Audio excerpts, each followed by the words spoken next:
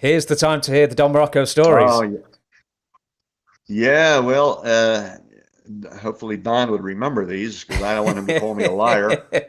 Uh, and I remember here's one.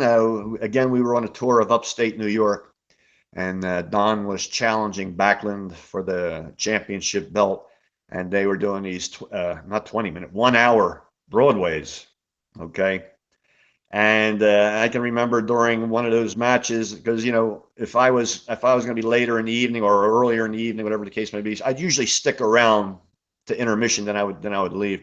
So I'd be out in the hallway watching this match, and you have to say Bob Backlund, out of all the guys in the company, was probably the best in shape guy.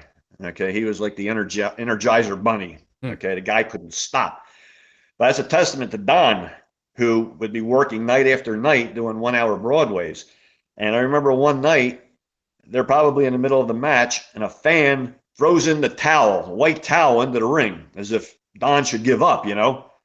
Don sees that. He starts dropping two or three elbows on the towel, elbow smashes on the towel. And he's flying through the air.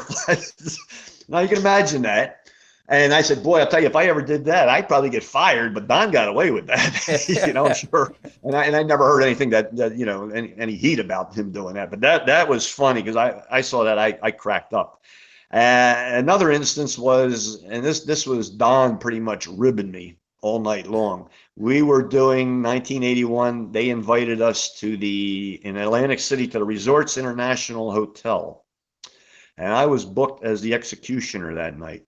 So when I got into the parking lot, I had to decide, should I walk through this casino with my hood on and risk having every security guard draw their guns on me? Or do I walk without a hood on and have one of the agents catch me and give me hell? Okay. So I decide I'm going to walk with the hood on through the casino. So I start doing that because all I knew is I didn't exactly know where we were going, the auditorium that we were going to. And as I'm walking with the hood on, all I know is I see people just looking at me left and right. And you got to keep in mind that there's cameras all around, on the ceilings, everywhere. And here comes Don coming up behind me. He goes, "Holy crap!" He goes, "You're going to get us thrown the hell out of here. They're going to think you're robbing the place." And all evening long, he ribbed me. He's going to every one of the boys back there. Ron Shaw's walking through the casino with the hood on and everything like that. He goes, "We're going to get thrown out of this place." And I know he was only kidding me and everything. But we went back there, I think, two or three more times. And that was some of my remembrances, of getting ribbed and Don doing that towel thing, the elbow smashes. But yeah, Don was a great guy. I mean, Yeah. he even took the time in battle royals to work with me a little bit because in the battle royals it was always that the top names were working with each other, and then you got the bottom guys working with each other. But I remember a couple of times that me and Don would be working against each other and throwing punches at each other real quick, and then we'd walk away. But he gave me some due respect. With where Don goes, Fuji follows. Did you ever get ripped by Fuji? Um, no, I didn't, and I heard about some of that stuff, and I do remember one time in the Boston Garden.